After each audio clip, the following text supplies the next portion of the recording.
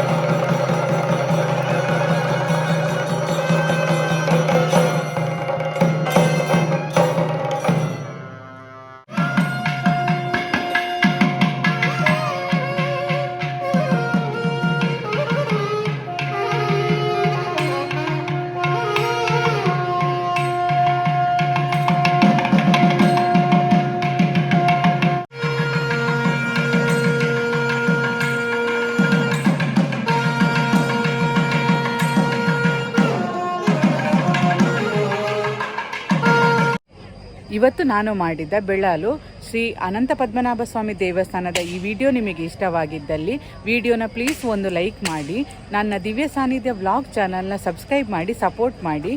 Thank you for watching.